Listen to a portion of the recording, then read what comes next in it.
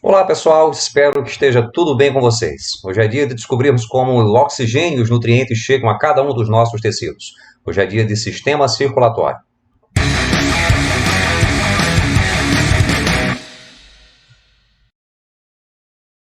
O sistema circulatório se subdivide em sistema cardiovascular e o sistema linfático. O sistema cardiovascular tem como função básica encaminhar oxigênio e nutrientes para cada um dos nossos tecidos e daí retirar os resíduos do metabolismo. O sistema cardiovascular é formado pelo coração e pelos vasos sanguíneos, estes últimos representados pelas artérias e veias. No caso, as artérias se ramificam para formar as arteríolas e capilares arteriais. As veias, por sua vez, ramificam-se para formar as vênulas e os capilares venosos.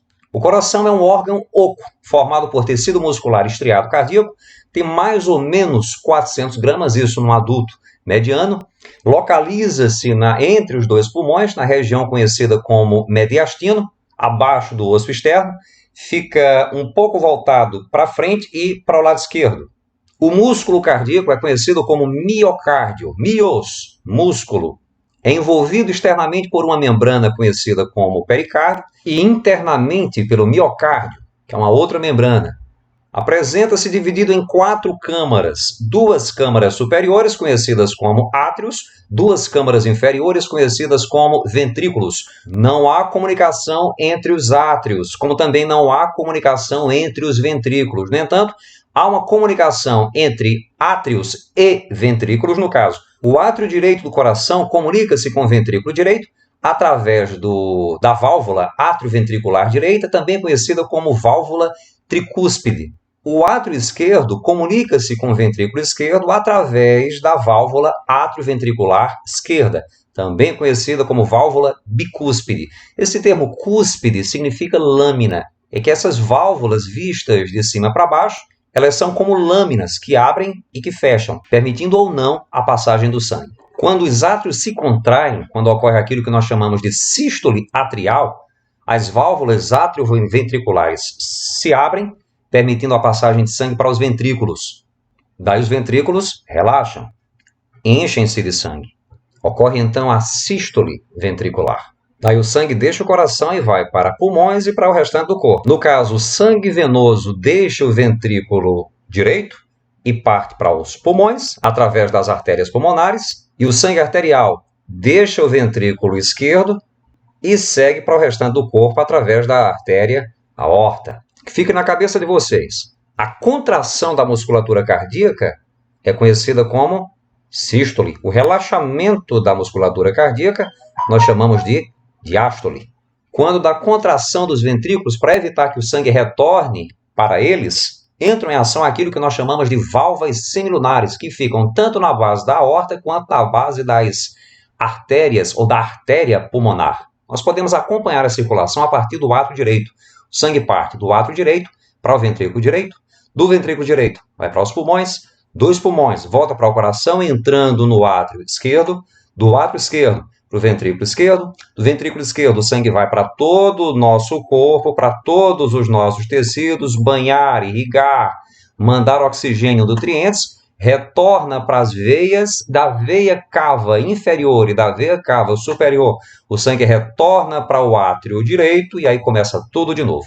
De um modo geral, a gente fala que os seres humanos, os mamíferos de um modo geral, apresentam aquilo que se conhece como dupla circulação. Nós temos a circulação pulmonar e a circulação sistêmica. O que é a circulação pulmonar? É o movimento que o sangue faz do coração para os pulmões e de volta para o coração. Em relação à circulação sistêmica, o sangue está aqui no ventrículo esquerdo, parte para oxigenar e nutrir todos os nossos tecidos, retorna para o coração a partir das veias cavas, inferior e superior. Entra aqui no átrio direito. Então, resumindo, circulação pulmonar, coração, pulmões, coração. Circulação sistêmica, coração, corpo, coração. Vocês devem ter percebido que do lado direito do coração só passa sangue venoso. Do lado esquerdo só passa sangue arterial. Sangue venoso, rico em gás carbônico. Sangue arterial, sangue rico em oxigênio. O sangue que vem do corpo para o coração, entrando no átrio direito, ele é rico em gás carbônico, ele é venoso. O sangue que vem dos pulmões para o coração, entrando no átrio esquerdo, ele é rico em oxigênio, é sangue arterial. O tecido cardíaco é estimulado a se contrair a partir de um feixe de tecido nervoso localizado no átrio direito, conhecido como nódulo ou nodo sinoatrial, que está aqui representado lá direito.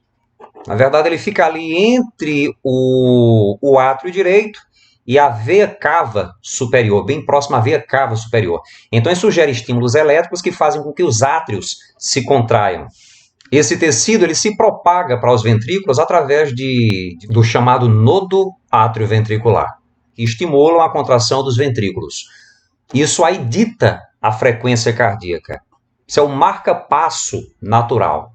Se isso aqui deixa de funcionar, ou passa a não funcionar direito, aí você fica com arritmia. Pode ser que você tenha necessidade de colocar um marca-passo artificial no coração. Quer dizer, aqui não, do lado esquerdo. Né?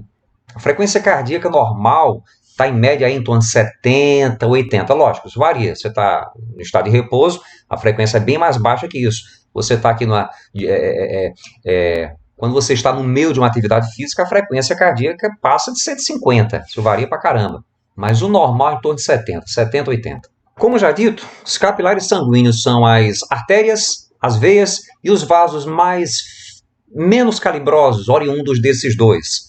No caso, as artérias são muito mais grossas que as veias, são responsáveis por encaminhar sangue do coração para outros tecidos, do coração para os pulmões ou do coração para todos os órgãos do nosso organismo. Então, precisa de estar recebendo um impacto forte aqui do coração, né? Então, a pressão no interior desses vasos é muito forte. Por conta disso, as artérias são muito mais calibrosas, muito mais reforçadas, digamos assim, que as veias. As artérias, no caso, elas são formadas por tecido muscular liso, envolvido por tecido conjuntivo e revestido internamente por um tecido mais fininho, conhecido como endotélio. A artéria aorta, por exemplo, se ramifica para formar o que nós chamamos de arteríolas. Essas arteríolas vão se ramificando e, ao nível de tecidos, vão formar o que nós chamamos de capilares arteriais. Quando a pressão sanguínea aumenta no interior desses capilares, aí o fluido sanguíneo extravasa por pequenos orifícios e banha os tecidos. E aí é quando vai haver a difusão, a distribuição de oxigênio e nutrientes e o recolhimento dos resíduos do metabolismo. Existem pequenas válvulas nos capilares arteriais conhecidas como esfíncteres pré-capilares, que evitam o retorno, que controlam a saída dos fluidos sanguíneos para os tecidos. Então, nós temos uma transição de capilares arteriais para capilares venosos, que recolhem sangue rico em gás carbônico, sangue rico em oxigênio é conhecido como sangue arterial, sangue rico em gás carbônico é conhecido como sangue venoso. Agora, cuidado, nem sempre a gente confunde com os termos veia e artéria, né? Muitas vezes a gente acha que artéria é um vaso que só transporta sangue arterial e veias, né, seriam vasos que só transportariam sangue venosos. Em geral, sim, mas existem exceções. No caso, as veias pulmonares, que trazem sangue arterial dos pulmões para o coração, são exceção à regra. As artérias pulmonares, elas mandam sangue venoso do coração para os pulmões. As veias pulmonares trazem sangue arterial dos pulmões para o coração. Então, voltando para cá, há uma transição de capilares arteriais para capilares venosos que vão tornando-se mais calibrosos para formar estruturas conhecidas como vênulas. Daí ficam mais grossas ainda, formando estruturas, tubinhos mais grossos conhecidos como veias, que se espalham pelo nosso corpo e tendem a ir lá para o coração, né? As duas veias mais calibrosas, as duas veias que levam sangue para o coração são as veias cavas inferior, que pega sangue aqui do tronco e dos membros inferiores, e a veia cava superior, que pega sangue do peito, do tórax e da cabeça e manda para o coração. No interior das veias, nós encontramos válvulas que fecham quando o sangue ele tende a retornar, que é assim, quando o sangue está subindo através das veias para o coração, ele tenderia a retornar. Só que as válvulas presentes no interior das veias evitam que isso aconteça. Então, quando o sangue tende a retornar aqui, essas válvulas elas fecham e o sangue fica paradinho. quando nós nos movimentamos, quando os nossos músculos se contraem, o sangue venoso é impulsionado em direção ao coração. Por isso que não é legal em profissões como profissão de professor, por exemplo, você passa muito tempo parado, é interessante que você fique contraindo os músculos das pernas ou se movimentando em sala de aula para estimular o retorno do sangue para o coração. No caso, retorno do sangue venoso para o coração. E em se tratando dessa pressão no interior dos vasos sanguíneos, ela está em torno de 12/8, ou 120 milímetros de mercúrio, a pressão sistólica, e 80 milímetros de mercúrio, no caso, a pressão diastólica. Quando o ventrículo contrai-se, a pressão no interior dos vasos sanguíneos é 120 milímetros de mercúrio. Quando o ventrículo está relaxado, a pressão é um pouquinho menor, 80 milímetros de mercúrio. Em algumas situações, a pressão arterial dos indivíduos ela pode se modificar um pouquinho, ela pode se tornar mais alta. Isso tem a ver com sedentarismo, maus hábitos alimentares. Digamos, o cara consome muito sal refinado, então consome muito carboidrato, muita gordura ruim, né? Isso começa a provocar o acúmulo de placas de gordura no interior das artérias. Então, o sangue, a pressão sanguínea aumenta. Ou então você, no caso do consumo excessivo de sais, você tem uma entrada de água excessiva nos vasos sanguíneos, o que também vai aumentar a pressão. Esse acúmulo de gordura nas paredes das artérias é o que a gente chama de aterosclerose. Isso pode levar ao infarto do miocárdio, que é a morte da musculatura cardíaca, pelo menos de partes da musculatura cardíaca. Quando o cara sofre um infarto não fulminante, né, daquele o cara consegue se recuperar, o coração ele cicatriza, ele se recupera, mas ele fica fibrosado. Não é tecido cardíaco que volta para aquele lugar para aquele local que foi agredido. É tecido conjuntivo. O coração não vai mais funcionar como funcionava antes. No caso do infarto fulminante, infelizmente o cara vai morrer, o indivíduo vai morrer, e o coração, pelo fato do coração não voltar mais a funcionar. O sangue é produzido no tecido conhecido como tecido hematopoético, presente em alguns ossos, no interior de alguns ossos do nosso organismo. Ele se subdivide em duas porções básicas, a parte líquida, que nós chamamos de plasma sanguíneo, que corresponde a 55% dele, e os elementos figurados, que são as células sanguíneas. No plasma, nós encontramos basicamente águas, vitaminas e todos os constituintes básicos do nosso organismo. Os elementos figurados são dois tipos celulares, as hemácias ou glóbulos vermelhos, que estão aí numa concentração aproximada de 5 milhões por milímetro cúbico de sangue e são responsáveis pelo transporte de oxigênio e gás carbônico pelo nosso corpo. E os glóbulos brancos, responsáveis pela defesa, que estão numa concentração em torno de 10 mil por milímetro cúbico de sangue. Eu estou falando aqui de médias, inclusive as mulheres apresentam menos hemácias que os homens por milímetro cúbico de sangue. Temos ainda um fragmento celular, fragmento de uma célula conhecida como megacariócito, e esse fragmento é conhecido como plaqueta, estão numa concentração em torno de 200 a 400 mil por milímetro cúbico de sangue, e participam ativamente do processo da coagulação sanguínea. Participam juntamente com as plaquetas na coagulação íons, cálcio e diversas proteínas, para formar uma rede de fibrina que fecha os vasos sanguíneos lesionados. A circulação linfática corresponde à circulação de linfa, que é um líquido muito claro, muito semelhante ao sangue, com a diferença de que não há células sanguíneas vermelhas, não há hemácias, há apenas glóbulos brancos do sangue, representados em 99% pelos linfócitos, células produtoras de anticorpos. Da mesma forma que na circulação sanguínea nós temos os vasos sanguíneos, na circulação linfática nós temos os vasos linfáticos, que têm a função de recolher os líquidos teciduais. Lembra daquele líquido que deixa os capilares arteriais para os tecidos para nutrir e oxigenar os tecidos?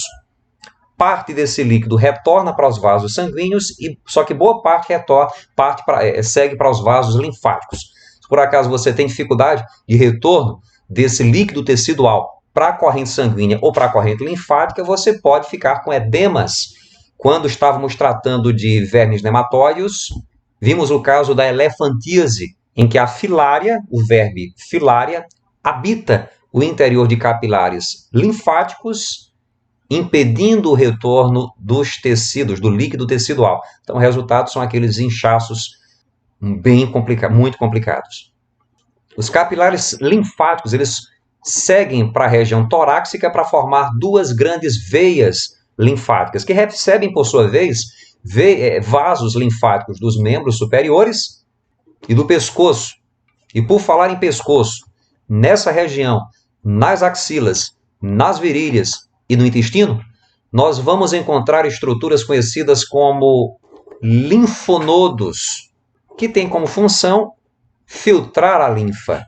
Algumas bactérias se acumulam nesses linfonodos e são destruídas pelos linfócitos. Quando a gente está numa situação de infecção, os linfonodos eles tendem a inchar, porque está havendo uma batalha. Uma batalha está sendo travada entre os linfócitos da região, dos linfonodos dessa região, e as bactérias que estão provocando a inflamação na tua garganta. Quer dizer, na tua garganta não, nos linfonodos dessa região. Muitas vezes você fica com ínguas, os linfonodos do pescoço dolorido, as axilas doloridas, é porque tem bactérias acumuladas ali. Na figura eu tenho representados o timo, que é um órgão que está mais ou menos aqui, ó, nessa região, a região próxima ao coração, e o baço. Todos esses órgãos acumulam uma grande quantidade de linfonodos, portanto são importantíssimos aí para a nossa imunidade. Um dos tristes sinais de nossos tempos é que demonizamos aqueles que produzem, subsidiamos aqueles que se recusam a produzir e canonizamos aqueles que reclamam.